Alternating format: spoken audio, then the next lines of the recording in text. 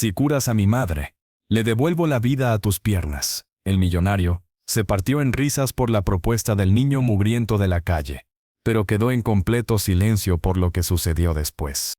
El aliento de la ciudad era un resuello cansado y contaminado que helaba los huesos. La noche había caído sobre el asfalto, tiñendo de sombras los rincones donde la miseria se acurrucaba para sobrevivir otro día. En uno de esos rincones, bajo el resplandor enfermizo de un neón de cerveza que parpadeaba con ritmo agonizante, yacía Elisa.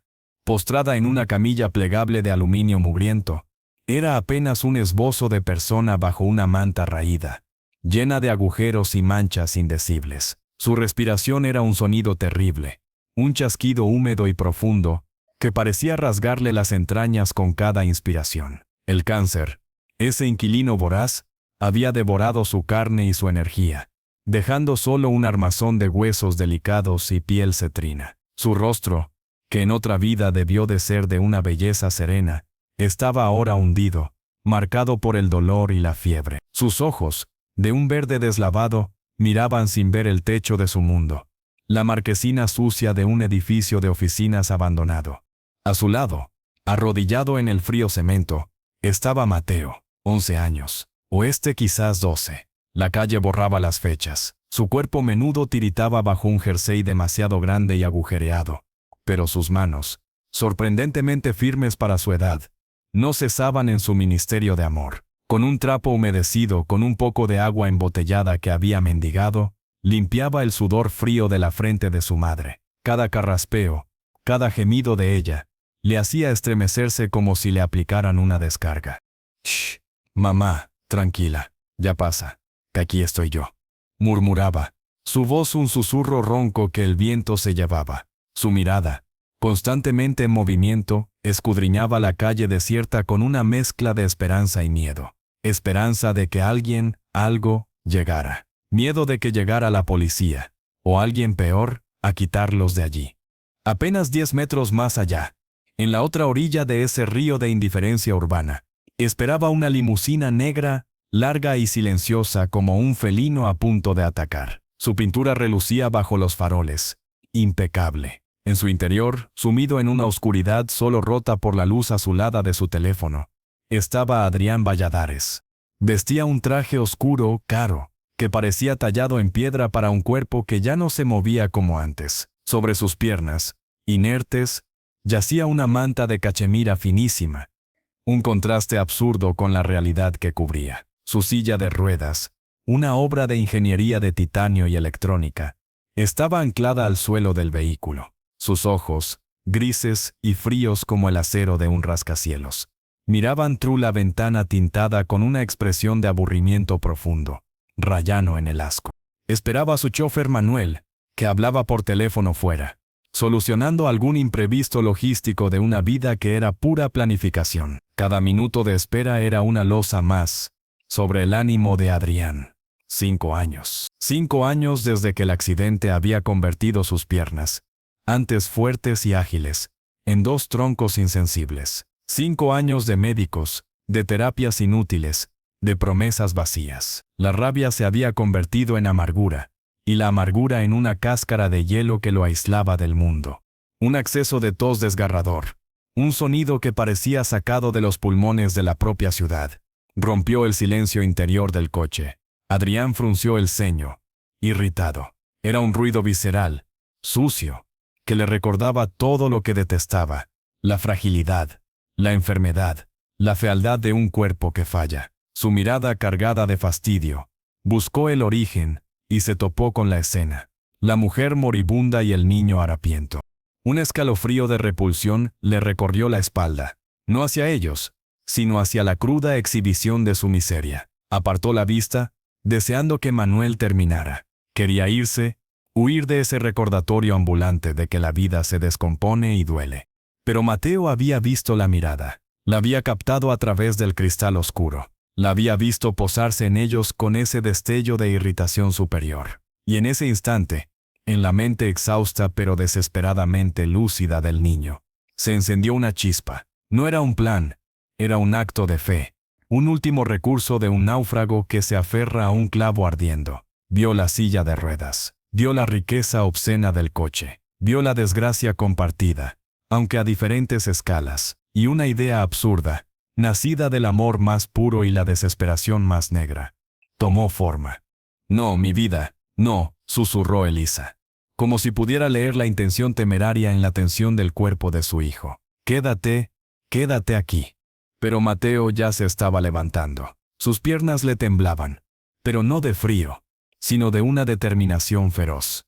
Cruzó los 10 metros que separaban su mundo del otro, cada paso un latido de su corazón alborotado. Se detuvo frente a la ventana trasera de la limusina, manteniendo una distancia respetuosa pero desafiante. Adrián lo vio acercarse por el rabillo del ojo.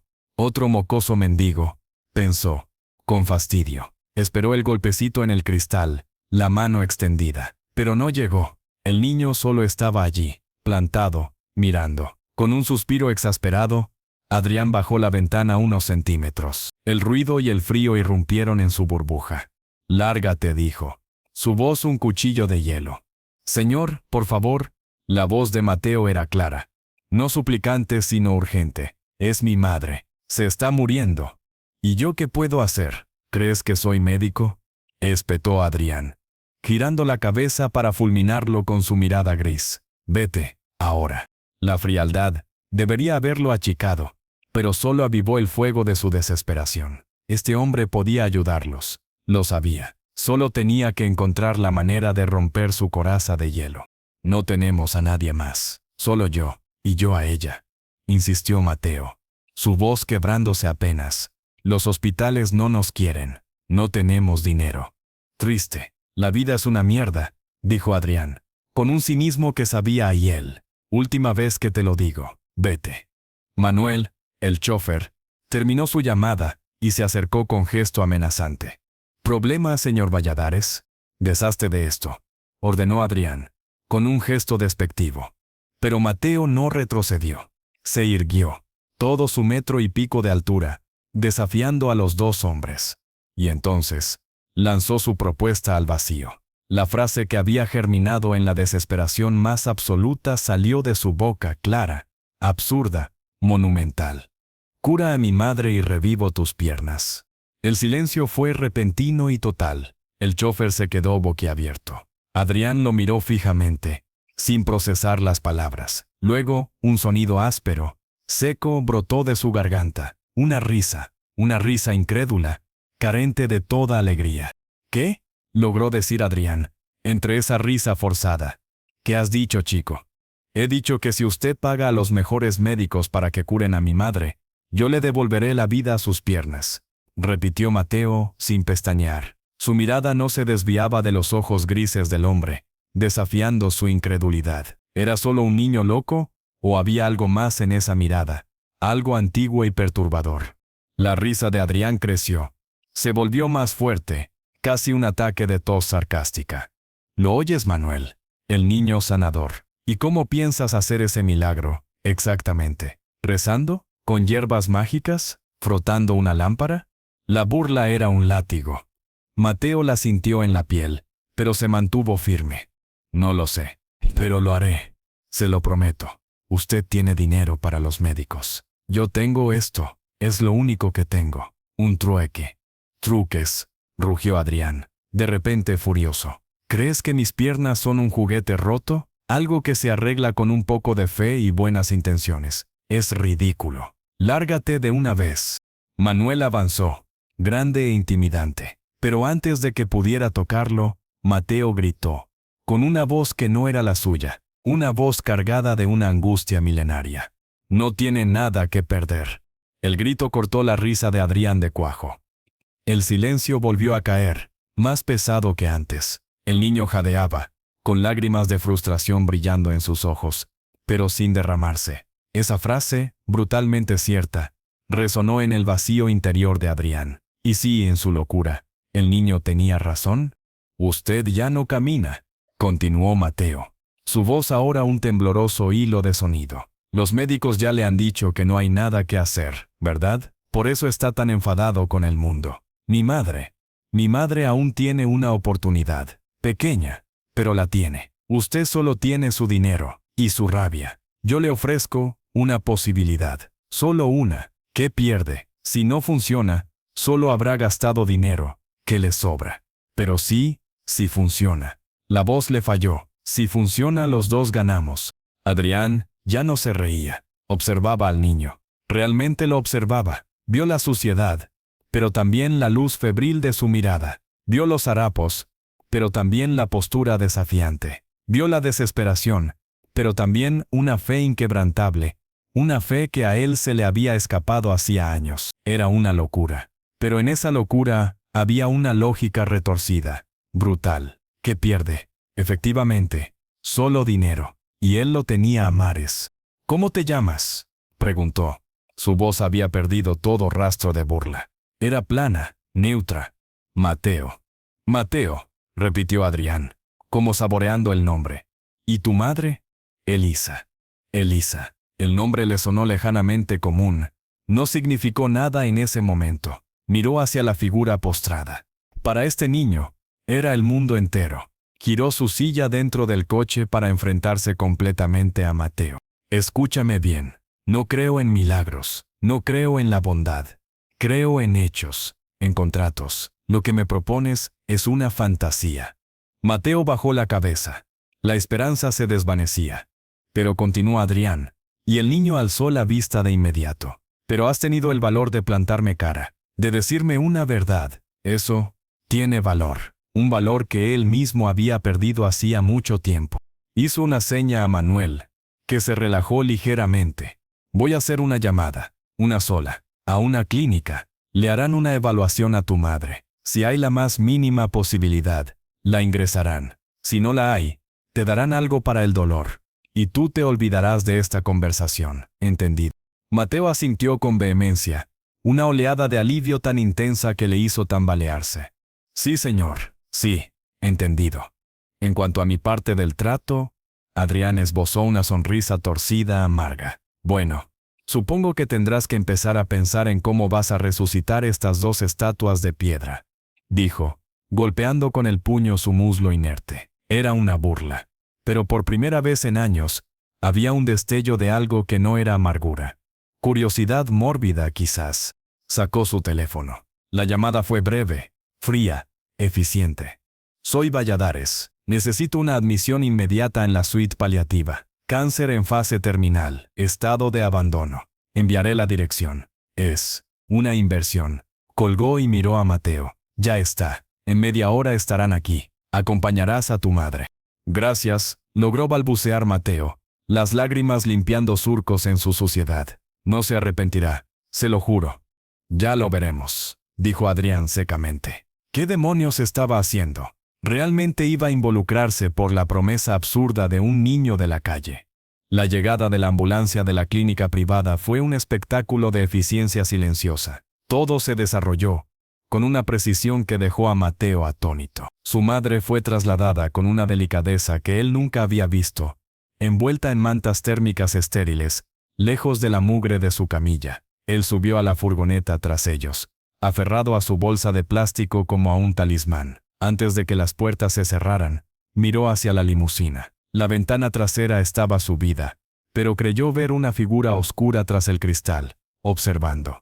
La clínica Ruiz era un mundo aparte, un silencioso santuario de mármol, luz tenue y alfombras gruesas que ahogaban los pasos. La habitación a la que llevaron a su madre era más grande que todos los lugares en los que habían dormido juntos. Era cálida, acogedora, con una cama enorme y una vista espectacular de la ciudad. Mateo se sentía como un intruso en un palacio. Mientras los médicos evaluaban a su madre con rostros impasibles, una enfermera amable, Soraya, lo llevó al baño adjunto. Date una ducha, cariño. Te dejaré ropa limpia. El agua caliente fue un shock para su piel. Se enjabonó una y otra vez, quitándose capas de suciedad y desesperanza. Al salir, se enfundó en un pijama de algodón suave que olía a limpio. Era una sensación casi olvidada. Cuando volvió, su madre ya estaba limpia, con pijama nuevo, conectada a sueros que le goteaban lentamente en el brazo. Parecía dormir plácidamente. Mateo se acercó y se sentó en la silla junto a la cama, tomando su mano. Esta vez, no estaba helada. Estaba tibia. Se durmió allí mismo, agotado, con la mejilla apoyada en el colchón. Soñó con piernas que corrían por un campo verde. ¿Eran sus piernas, o las de ese hombre frío? No lo sabía. La mañana llegó con luz suave. Mateo despertó sobresaltado, desorientado por la tranquilidad. Su madre aún dormía, pero su respiración era menos angustiosa. El sonido de la puerta al abrirse lo sobresaltó. Era Adrián. Había entrado en la habitación con su silla de ruedas, silencioso como un espectro. Iba vestido con ropa casual de lujo, pero su rostro estaba tenso. Su mirada escrutó la habitación, posándose en Elisa y luego en Mateo. «Buenos días», dijo, su voz neutra. «Buenos días, señor». «¿Y?», preguntó Adrián, mirando hacia Elisa. «¿Alguna mejora?». «Sí, señor. Ha dormido. Respira mejor». «Los analgésicos son maravillosos», comentó Adrián, con escepticismo. «El doctor Silva me ha dado un informe. El pronóstico no es bueno, Mateo. El cáncer está muy extendido. Lo que se puede hacer es paliar el dolor, hacer que su final sea menos horrible. No hay cura». Las palabras fueron un puñetazo en el estómago de Mateo. «Pero, usted dijo». «Dije que la evaluarían, y lo han hecho. He cumplido mi parte», dijo Adrián, y su mirada se volvió gélida. «Ahora, hablemos de la tuya. ¿Qué tienes para mí? ¿Algún progreso en el milagro prometido?». Mateo se quedó mudo. Se sintió un fraude. ¿Qué podía ofrecer? ¿Un masaje? ¿Una oración? Bajó la cabeza, avergonzado. «Exacto», cortó Adrián. «Nada. Fue un arrebato de un niño. Lo entendí, pero la realidad es tosuda. He gastado una fortuna en ingresarla aquí, así que este experimento termina aquí. Se quedarán unos días, hasta que esté estabilizada, y luego buscarán un hospicio. Es más de lo que teníais». Mateo iba a protestar, a suplicar, pero en ese momento, un sonido los interrumpió. Un quejido suave, un susurro. Ambos giraron la cabeza hacia la cama. Elisa se movía. Sus párpados se agitaban. Lentamente, los abrió. Sus ojos verdes, nublados por la medicación, parpadearon, tratando de enfocar. Su mirada vagó por la habitación, confusa, y se posó en los dos hombres. Primero en Mateo. Una sonrisa débil, infinitesimal, curvó sus labios. «Mateo», susurró. Luego, su mirada se desvió hacia Adrián. Y entonces, sucedió algo que nadie podría haber previsto. Su expresión cambió. La confusión se transformó en un shock absoluto. Sus ojos se abrieron de par en par, como si viera un fantasma. Su respiración se agitó. Su mano, la libre, se levantó del edredón con un esfuerzo sobrehumano. Temblorosa, se dirigió hacia Adrián. Y entonces, con una voz ronca, quebrada por el desuso y la enfermedad, pero terriblemente clara, pronunció un nombre que hizo que toda la sangre se retirara del rostro de Adrián Valladares, un nombre que congeló el aire. «¿Adrián? ¿Eres tú? Dios mío. Después de todo este tiempo». Sus ojos se llenaron de lágrimas que empezaron a rodar lentamente. «¿Pero cómo? ¿Qué te ha pasado?». «Las piernas». Adrián no respondió. Estaba pálido como la muerte, su boca semiabierta, sus ojos, antes fríos, ahora eran dos pozos de conmoción absoluta, de horror y de un reconocimiento que lo golpeaba con la fuerza de un martillo. Ella lo conocía. Ella sabía su nombre. ¿Quién era esa mujer? ¿Cómo era posible? «Elisa», logró articular en un susurro ronco. «Tú, eras tú». El mundo de Adrián, perfectamente ordenado y amurallado, se hacía añicos. ¿Y si esta mujer no era una extraña? ¿Y si el niño, Mateo, con sus ojos verdes tan familiares, era su hijo? El pacto absurdo había desenterrado el pasado más profundo y doloroso. La mujer moribunda a la que había accedido a ayudar por cinismo era Elisa. Su Elisa, la que había desaparecido de su vida hacía más de una década sin dejar rastro, la que él había dado por muerta, o por algo peor. Y el niño, Mateo, observaba la escena confundido, aterrado, sin comprender nada, sintiendo solo que el suelo bajo sus pies ya no era sólido. El truque ya no era sobre medicina y milagros, era sobre secretos, sobre un pasado que regresaba para reclamar su deuda. El verdadero drama, el auténtico y desgarrador drama, acababa de comenzar. Y las piernas de Adrián, en ese momento de shock absoluto, Sintieron algo imposible, un hormigueo fantasma, como un eco lejano de un recuerdo doloroso. El silencio en la suite paliativa era tan denso que se podía cortar con un cuchillo. Solo el suave y constante pitido del monitor cardíaco de Elisa marcaba el paso del tiempo, un recordatorio mecánico de que la vida, por frágil que fuera, aún persistía en esa habitación cargada de fantasmas. Adrián no podía moverme. Su silla de ruedas parecía haberse fundido con el suelo de madera oscura. Su rostro, moments antes una máscara de cinismo y control, era ahora un campo de batalla de emociones encontradas. Incredulidad, horror, una punzada de algo que podría haber sido esperanza, rápidamente ahogada por una rabia antigua. Sus manos, pálidas y con las venas marcadas, se aferraban a los reposabrazos de la silla con una fuerza que blanqueaba sus nudillos.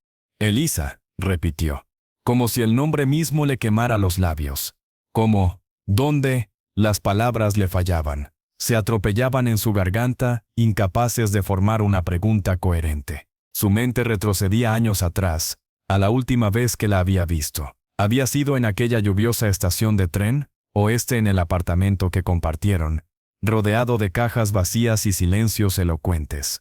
Mateo miraba alternativamente a su madre y al hombre millonario, completamente perdido. El miedo le atenazaba el estómago.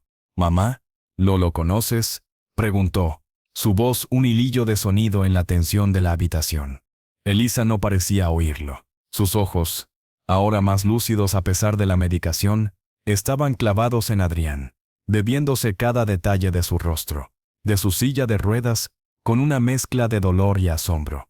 «Adrián», susurró de nuevo, y una lágrima nueva surcó su mejilla. «¿Tus piernas? ¿Fue el accidente? ¿De hace 5 años?» Lo leí, en un periódico viejo que encontré. Pero no podía creer. No podía. Adrián parpadeó, sacudido por otra sacudida de incredulidad. Ella lo sabía. Había seguido su vida, o al menos, había tropezado con ella desde las sombras. ¿Por qué? ¿Por qué no se había presentado entonces? Sí, logró decir, su voz áspera como lija. El accidente. Pero eso no importa ahora. ¿Qué importa es qué haces tú aquí? ¿Cómo? ¿Cómo has terminado así? Su gesto, brusco, abarcó la habitación de lujo que contrastaba obscenamente con la figura esquelética de ella, pero también la implícita miseria de la que venía. Elisa cerró los ojos un momento, como si el esfuerzo de recordar fuera demasiado grande. Cuando los abrió, había una resignación infinita en ellos. «Es una historia larga, Adrián, y muy tarde». «No es tarde». La voz de Adrián estalló, cargada de una furia repentina que hizo que Mateo diera un respingo. «Me dejaste, desapareciste sin una palabra, sin una explicación, y ahora apareces, así, moribunda en la calle. Exiges una explicación». La rabia del abandono, cuidadosamente enterrada durante años, emergía con toda su fuerza teñida ahora por el shock y la grotesca situación. «No te fuiste», intervino Mateo, instintivamente defendiendo a su madre plantándose entre la silla de ruedas y la cama, aunque su voz temblaba. «Ella nunca abandonaría a nadie. Eres un mentiroso». Adrián desvió su mirada gris hacia el niño. La intensidad de su furia hizo retroceder a Mateo un paso. «Cállate, niño. No sabes de lo que hablas», espetó. Pero entonces, se detuvo. Los ojos de Mateo, verdes como los de Elisa, pero con una chispa de terquedad que le resultaba inquietantemente familiar, lo miraban con desafío. Una sospecha horrible, un frío que le heló la sangre, comenzó a formarse en su mente. Su mirada saltó de Mateo a Elisa y viceversa. Calculó edades mentalmente, con un nudo en el estómago. 11 años, 12. El tiempo encajaba de una manera aterradora. «Mateo», la voz de Elisa sonó débil pero firme. Un hilo de autoridad maternal que surcó la tensión. «Por favor, cariño, déjanos solos un momento». «Pero mamá, por favor», insistió ella, con una suave pero implacable fatiga en la voz. «Ve al baño, lávate la cara. Ahora». Mateo vaciló, mirando con recelo a Adrián, pero la debilidad de su madre le ganó la partida. Asintió, con los ojos brillantes de confusión y lágrimas contenidas, y salió de la habitación arrastrando los pies, cerrando la puerta tras de sí con un clic suave que sonó como un portazo en el silencio.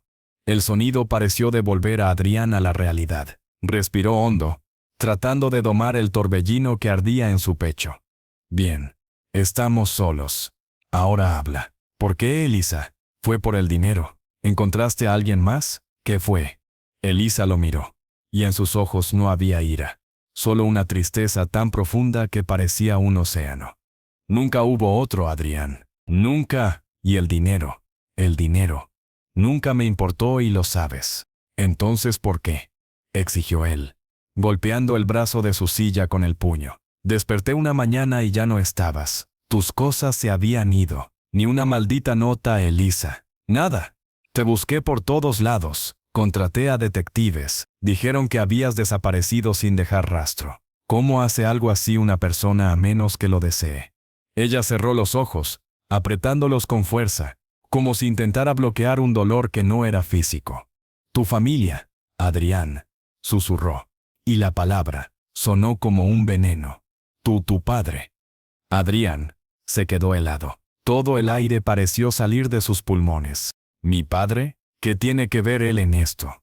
Vino a verme, dijo Elisa, abriendo los ojos. Había un viejo terror en su mirada, un fantasma que aún la atormentaba. El día antes de que me fuera, me citó en un café. Pensé que, no sé, que quizás al fin iba a aceptar que estuviéramos juntos, que iba a darnos su bendición después de todos aquellos años de desprecio hacia mí. Hizo una pausa, judeando levemente. El esfuerzo de hablar la estaba agotando. Pero no, fue todo lo contrario. Me dijo que eras demasiado joven, que tenías un futuro brillante por delante. Un futuro que yo, una simple becaria de arte sin un duro, iba a arruinar, que eras débil y que te manipulaba. Dijo que la empresa familiar, el legado de los Valladares, no podía permitirse el lujo de una nuera que sería el hazmerreír de la alta sociedad. Eso es ridículo, interrumpió Adrián. Pero su voz había perdido fuerza. Conocía a su padre, conocía su crueldad, su obsesión con el estatus. Una semilla de duda, horrible y venenosa, comenzaba a germinar en él. Espera, continuó Elisa, alzando una mano temblorosa. No fue solo eso. Me mostró fotos. Fotos de mí. Salía de mi casa, de la universidad. Fotos íntimas, Adrián. Fotos íntimas, Adrián. Sacadas con teleobjetivo. Me dijo que si no desaparecía de tu vida para siempre, de una manera tan abrupta que te rompiera el corazón y te hiciera olvidarme. Y esas fotos, editadas de manera comprometedora, aparecerían en todos los tabloides. Arruinarían mi nombre, el de mi familia, y, por asociación, el tuyo. Dijo que te destruiría socialmente, que tu padre te echaría de la empresa, que acabarías en la ruina y odiándome por ello. Adrián la miraba fijamente, sin respirar. Podía oír la voz de su padre fría y calculadora, diciendo esas palabras. Podía imaginarlo perfectamente. Era capaz de eso, y mucho más. ¿Había estado ciego todo ese tiempo? ¿Había maldecido a la mujer que amó por una traición que nunca existió? Y luego, la voz de Elisa se quebró en un sollozo seco. Luego me dio un sobre. Dijo que era una compensación por mi molestia. Dinero. Mucho dinero. Para empezar una nueva vida lejos. Me dijo que si lo rechazaba o te contaba algo, sus amenazas se cumplirían. Y yo tenía miedo, Adrián. Tenía tanto miedo. Para mí, para mi madre enferma, y para ti. Creí que te estaba protegiendo. Creí que si me iba, él te dejaría en paz, que seguirías con tu vida, que serías feliz. Un sonido gutural escapó de la garganta de Adrián. Era un cuenco de rabia, dolor e impotencia. Todo había sido una mentira, una manipulación grotesca de su padre. Había perdido a la mujer que amaba por una jugada maquiavélica. Y ella había cargado con ese peso, sola, todos estos años.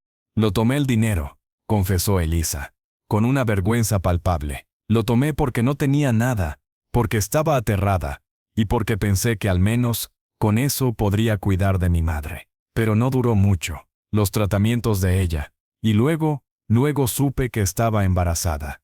La palabra embarazada cayó en la habitación como una bomba. Adrián sintió que el mundo se inclinaba peligrosamente a su alrededor. Era cierto. La sospecha horrible era cierta. ¿Embarazada?, logró decir, con la voz ronca. Sí, susurró Elisa, mirándolo directamente, con un amor y un dolor infinitos. De ti, Adrián. Mateo es tu hijo. El silencio que siguió fue absoluto. El pitido del monitor sonaba como un tambor lejano. Adrián miró hacia la puerta cerrada tras la que estaba su hijo. Su hijo, el niño de la calle, harapiento, desesperado, que le había hecho una propuesta descabellada. El niño que tenía sus ojos, su terquedad. Un hijo. Él tenía un hijo. Y lo había tenido viviendo en la miseria. Mendigando, cuidando de una madre moribunda, mientras él nadaba en dinero y autocompasión. La revelación fue tan monumental, tan devastadora, que por un momento, Adrián olvidó cómo respirar. Todo el rencor, la amargura de años, se resquebrajaba ante la verdad, dejando al descubierto una herida abierta y sangrante. Miró a Elisa.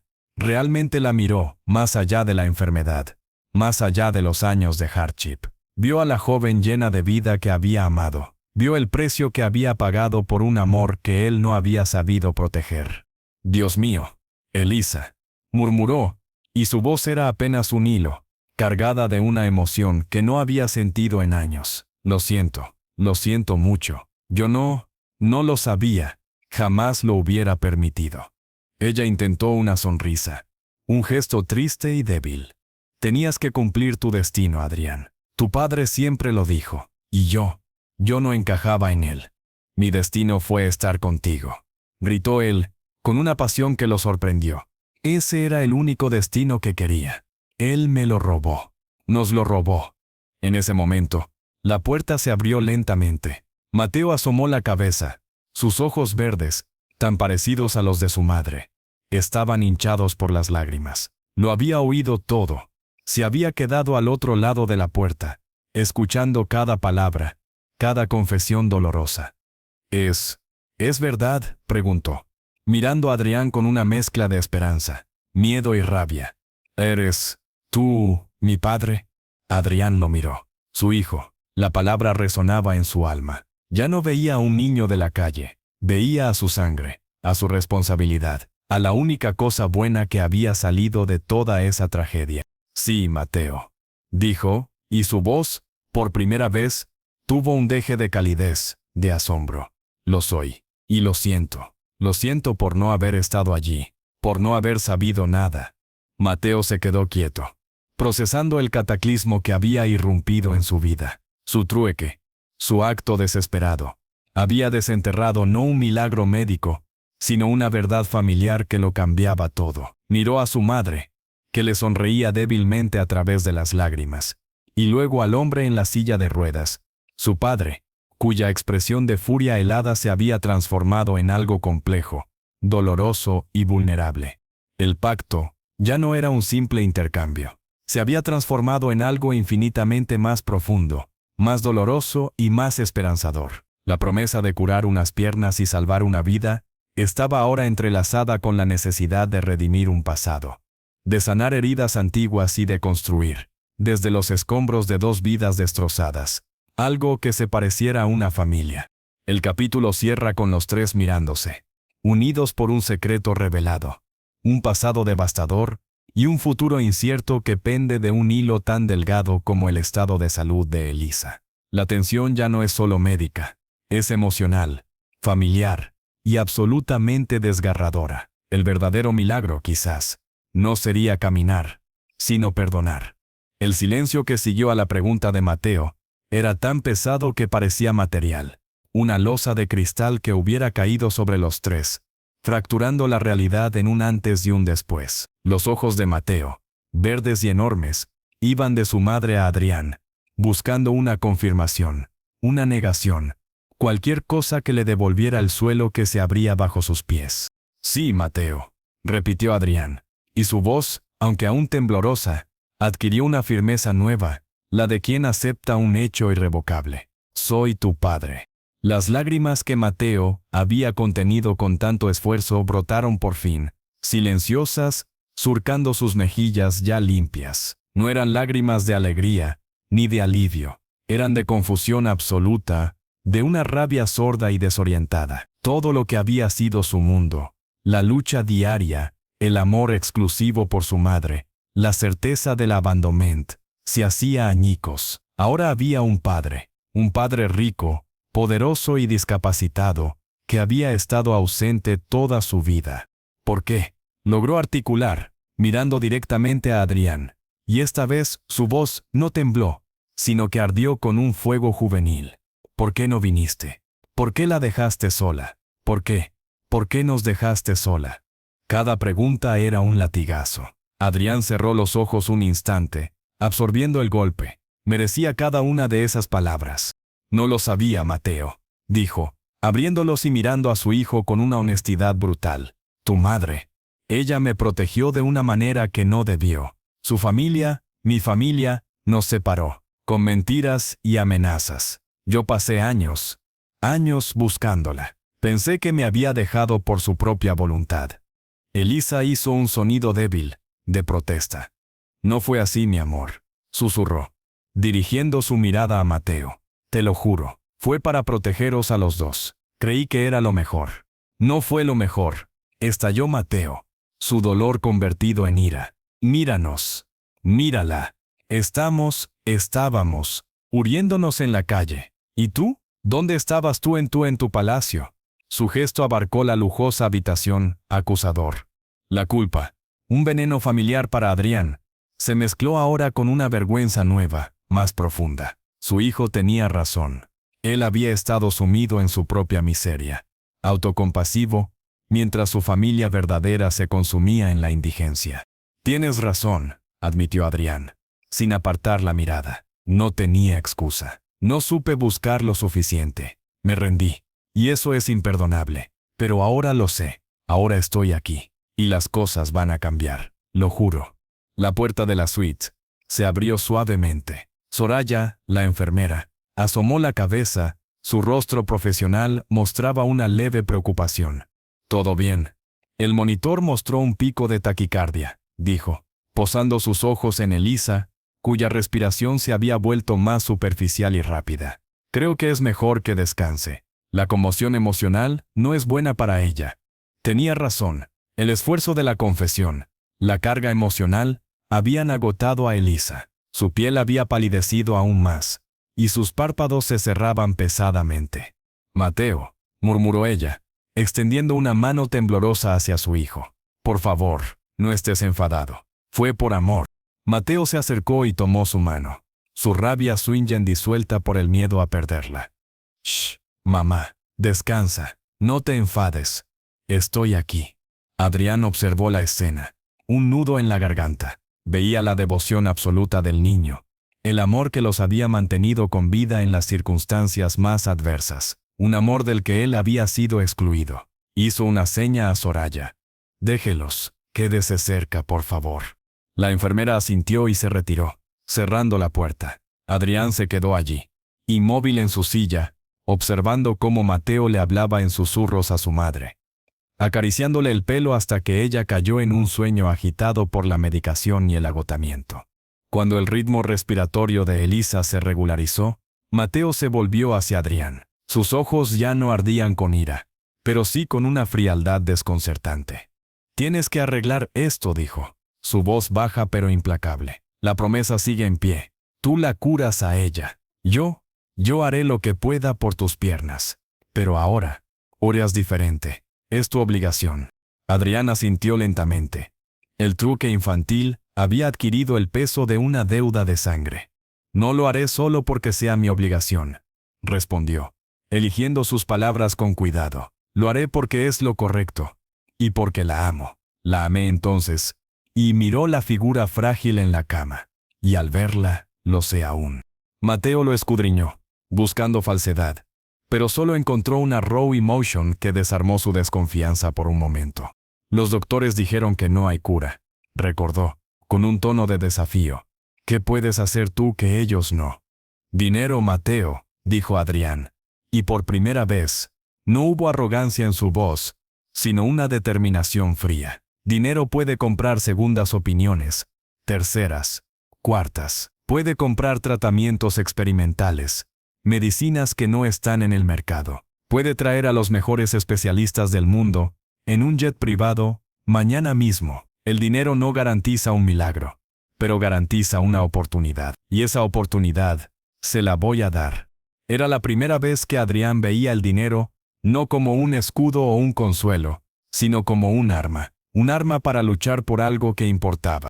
Llamó con el interfón de la habitación.